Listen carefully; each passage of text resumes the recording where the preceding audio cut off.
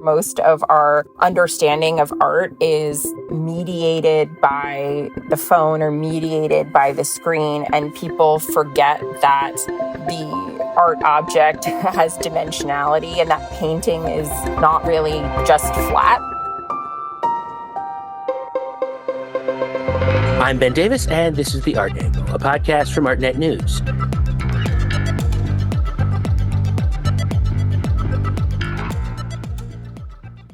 Almost by definition, the frame of a picture is something that you are not supposed to notice.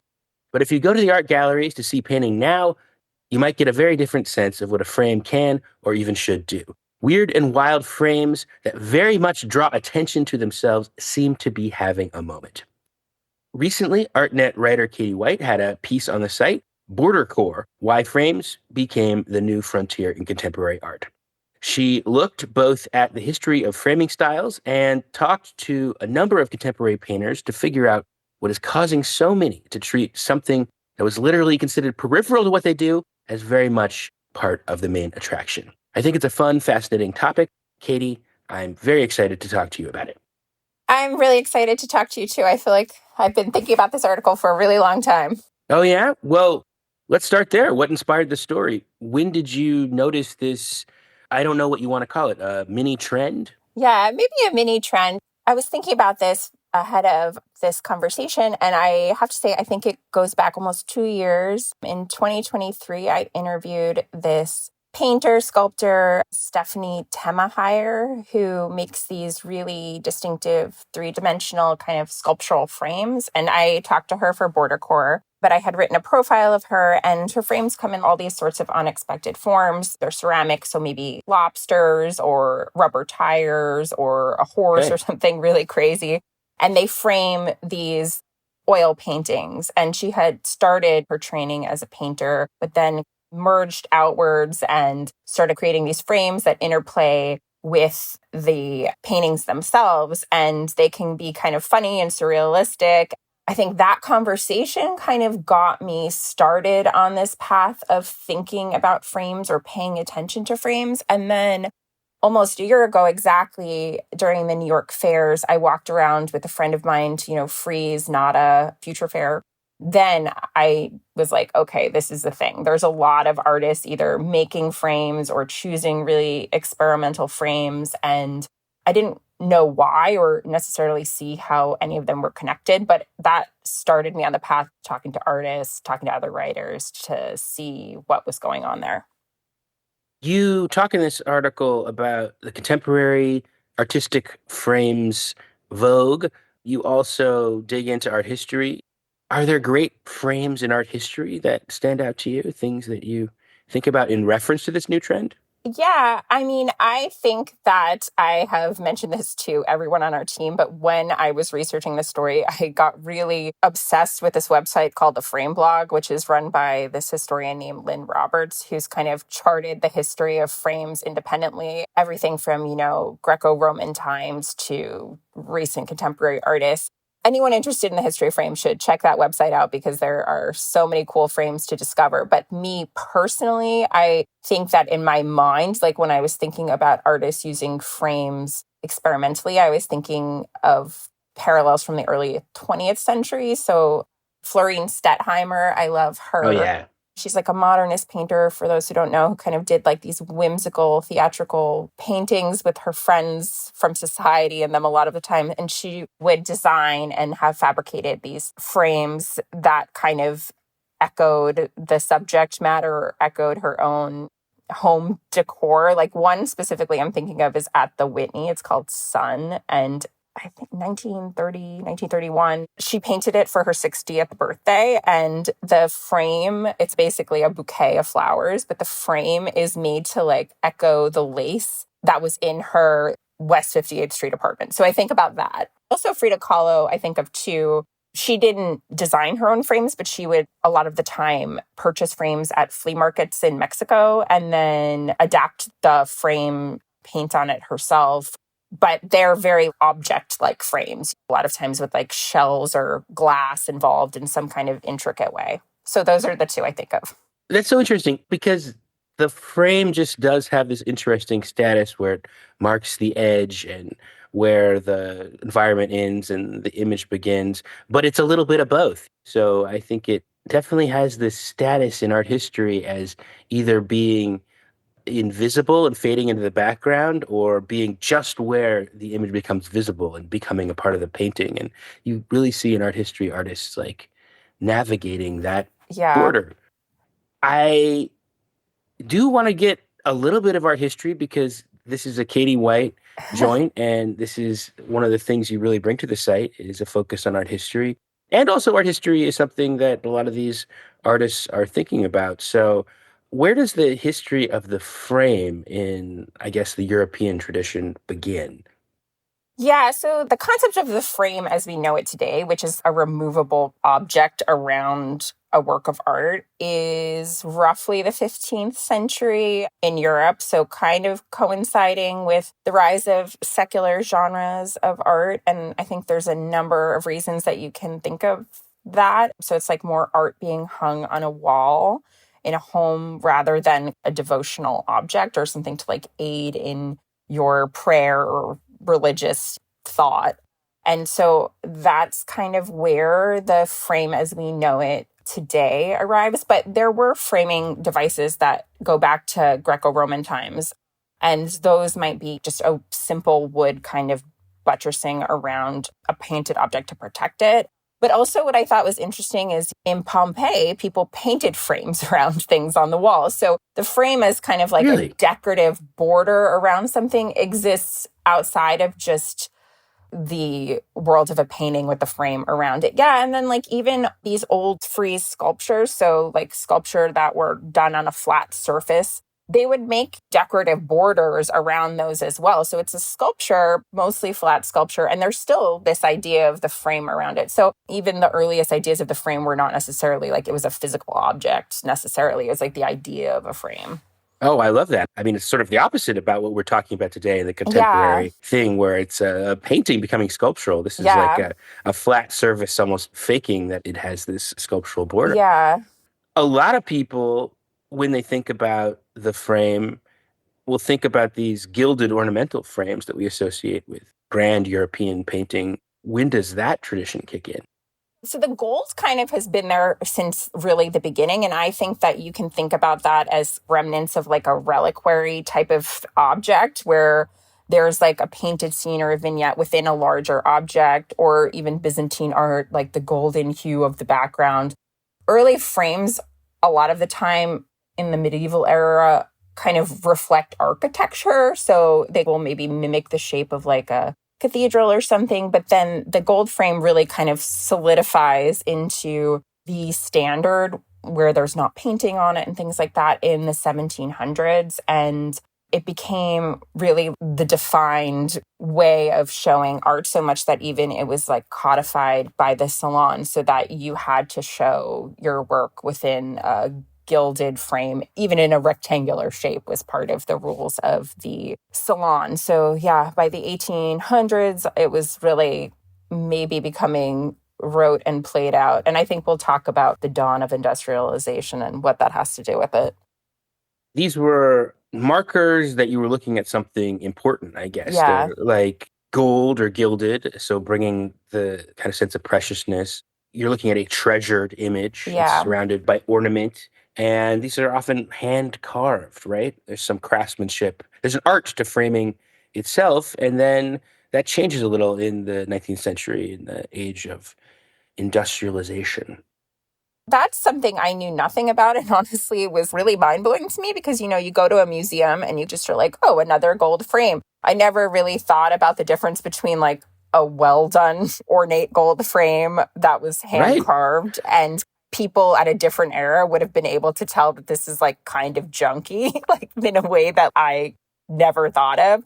So in the like mid to late 1800s, along with almost everything else, industrialization factories are taking over the Western world, and gilded frames that had been made by hand kind of gave way to these assembled, almost prefab frames. So they're made instead of just wood being carved and then maybe painted over. it's made from something that was called economical paste, which is like so unglamorous sounding, and then mold and kind of assembled together and then maybe painted over with gesso and then gold leaf. But they were, kind of became almost like a dime a dozen versus the hand carved frames where there had been, even within the world of gilt frames, ornate gilt frames, a level of artistry. They just kind of became increasingly rote. And artists took note of that. There was even some critic who made some comment about the disparity between the quality of the artwork and the quality of the frames at the salon in the 1860s. Oh, I love that. Yeah.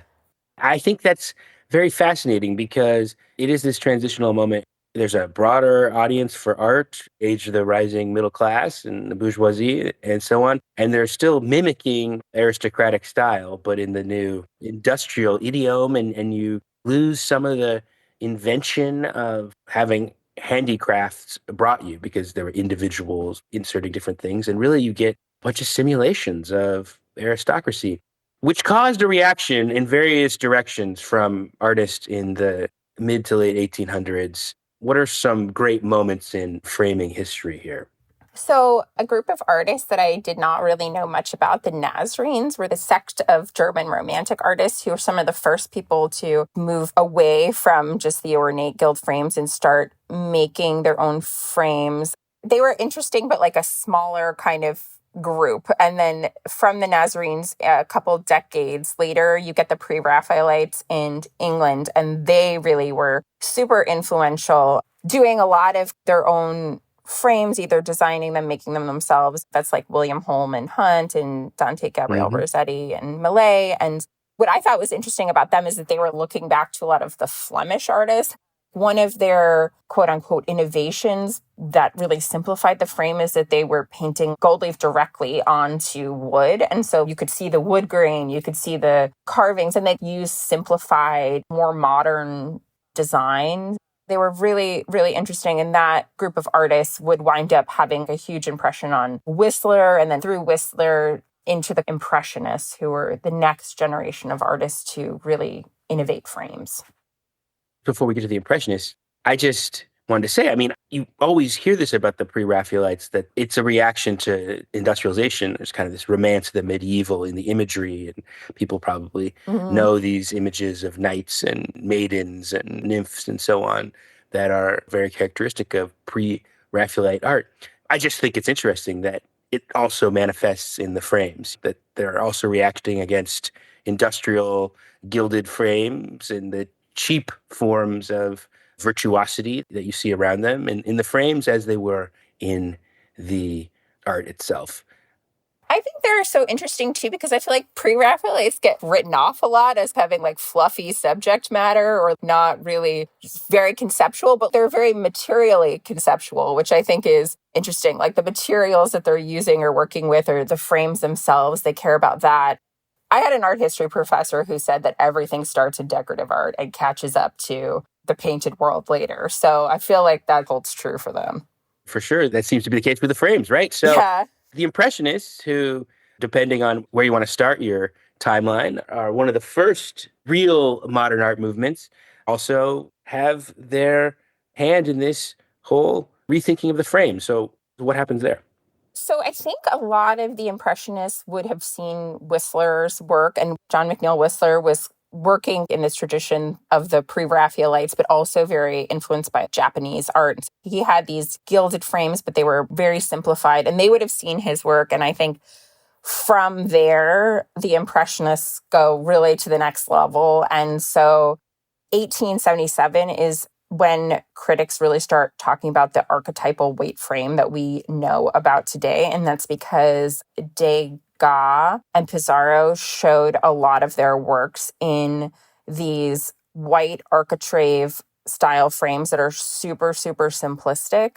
And that really caused an uproar among people then, which also interesting to me is they were showing in white frames, but also there were Monet, Mary Cassatt, Berthe Morisot, they were showing in colored frames too, but just very simple. So think red or pink or green, but just not the elaborate decorative molding that had been popular to date.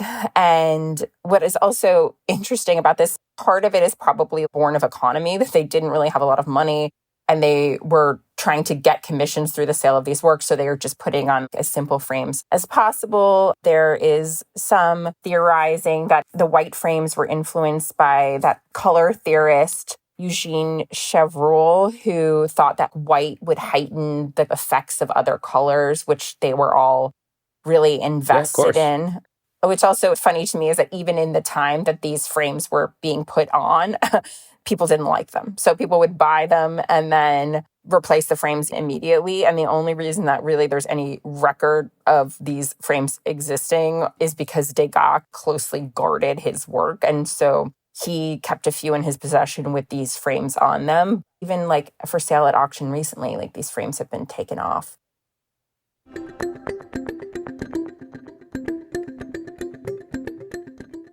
Impressionist paintings look great without a frame.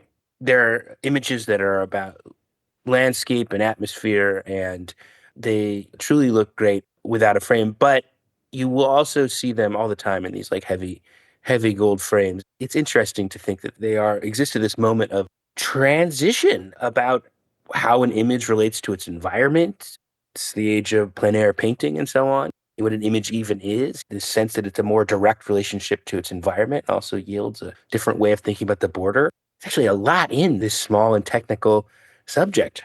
So this is a big subject, but we have the entire 20th century to jump over before we get to the present.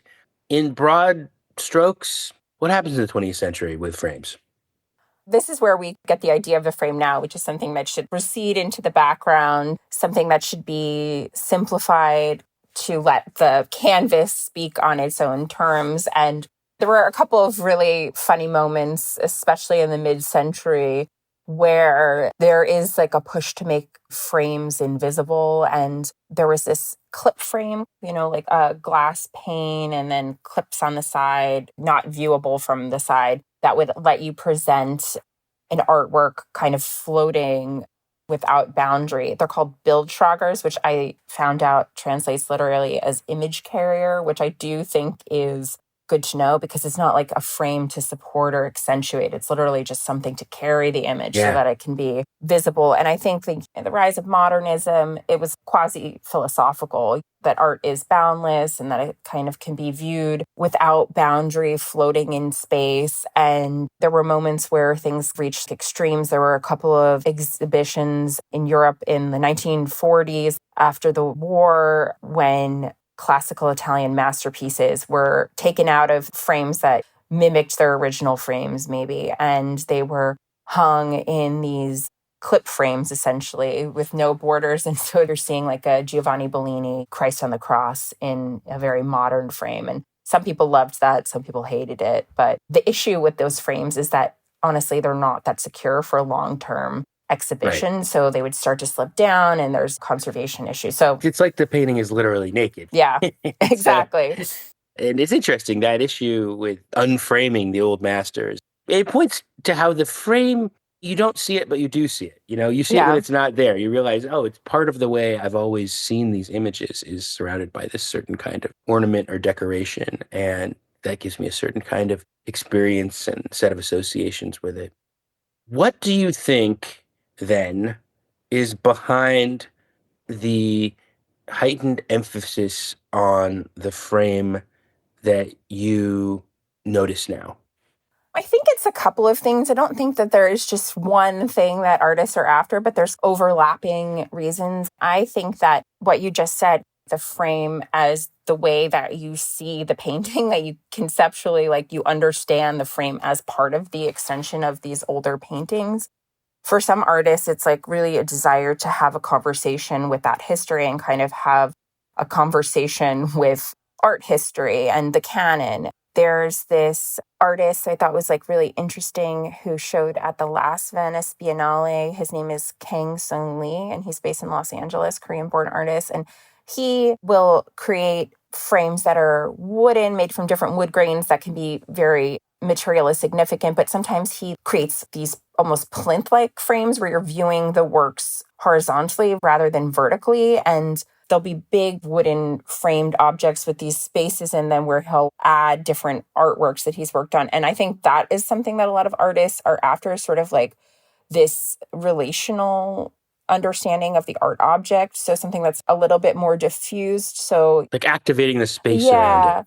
And activating like the interaction between given artworks. I honestly, when I was thinking about this, was thinking about art history nerds like Abby Warburg and the Picture Atlas, where it's this associative relationship between like artworks or the art and the frame. And there are other artists, this woman, Valerie Hegarty, who is a New York City artist, and she creates these multimedia kind of sculptural works. They look like centuries old paintings. So she like will recreate an Albert Bierstadt and make it look like it went through some like ruinous calamity or something like that. And for an artist like her, the frame is like, this is a set narrative. And when it's landscape painting, or she deals a lot of like the language of manifest destiny and Hudson River School, it's kind of trying to break open that conversation and think of history with a more critical, conversational eye. So it's a variety of things. That one is very much like breaking the frame. Yeah. There's a work by her at the Brooklyn Museum. It looks like a ruin.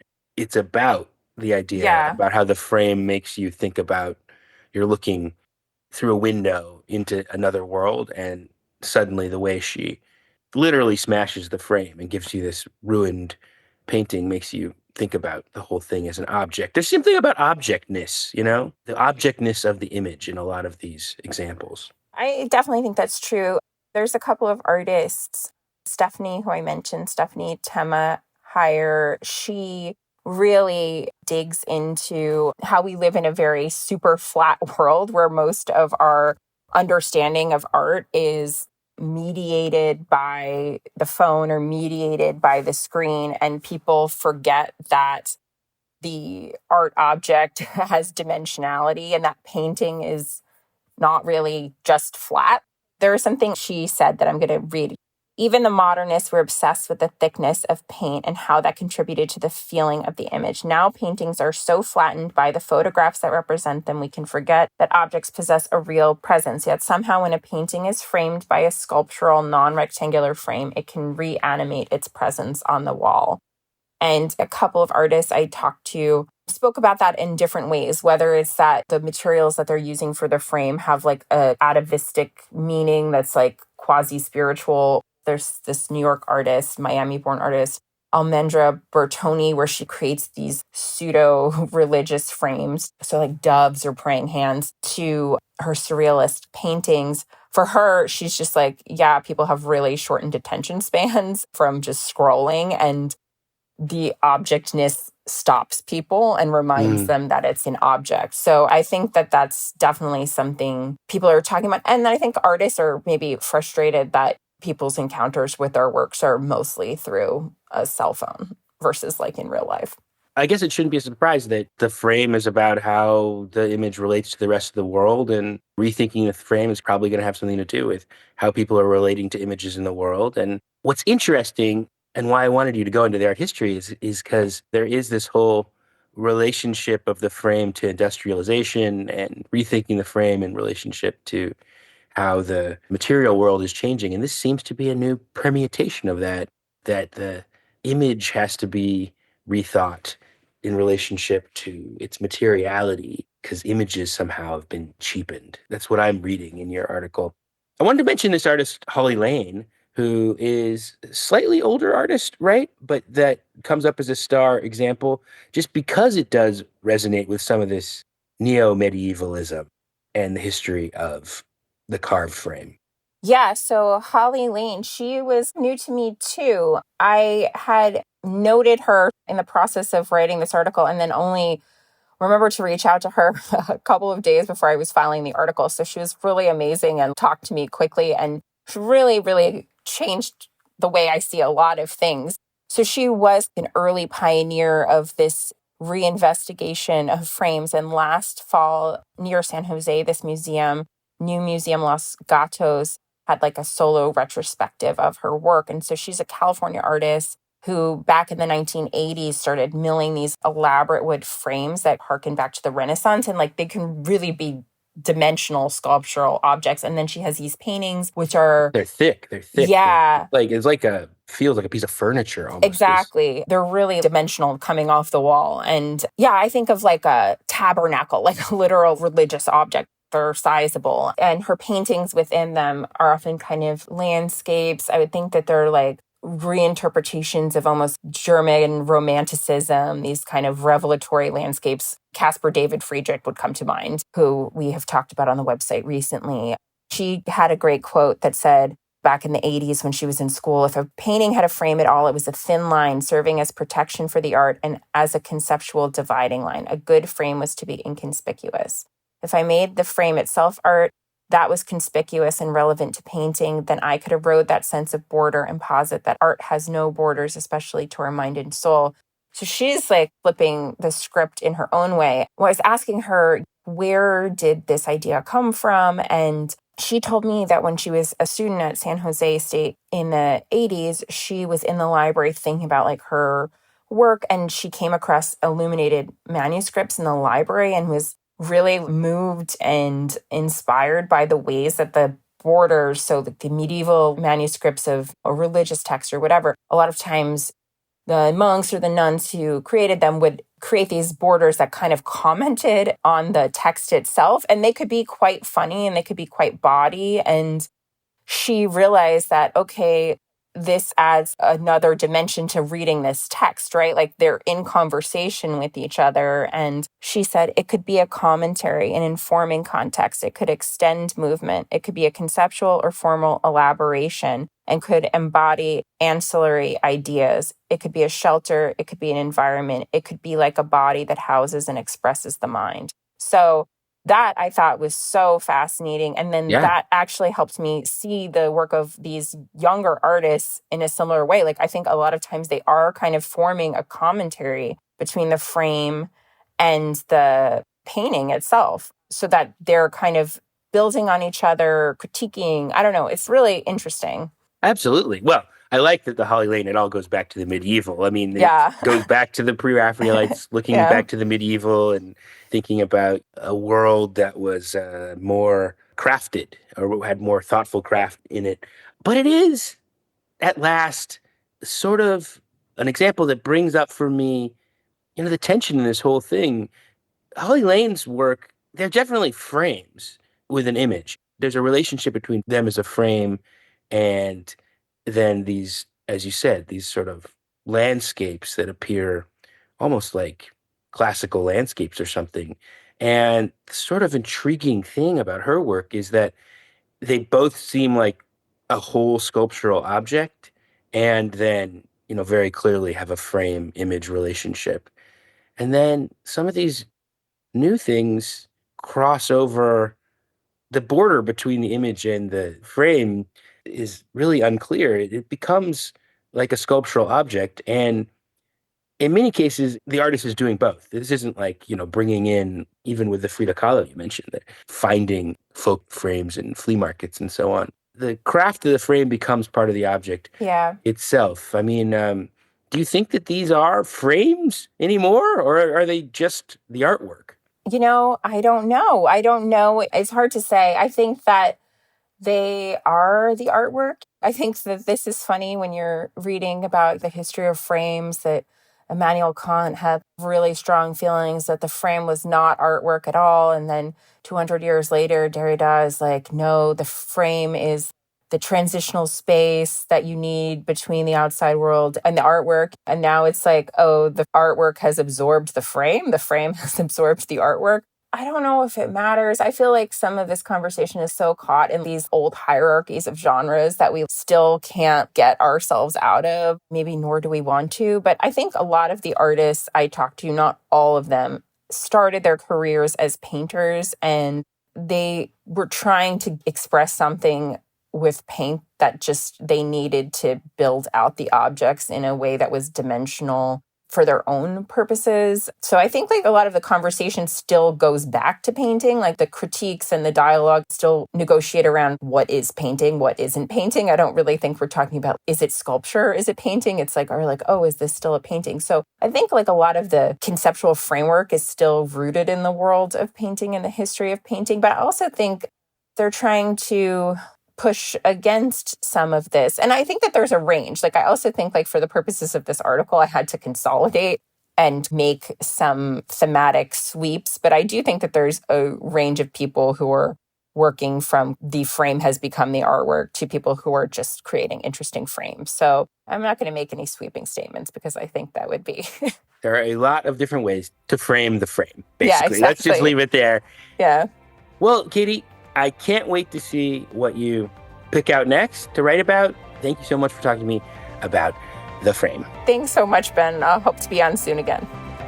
That's it for this week's episode. If you like what you've heard, you can subscribe to the show on Apple Podcasts, Spotify, or wherever else you get your podcasts. Also, take a moment to rate and review our show. It will help other listeners discover what we're doing. The Art Angle is produced by Sonia Manalili with contributions from Kate Brown, Ben Davis, Caroline Goldstein, and Naomi Ray. Thanks for listening, and see you next week.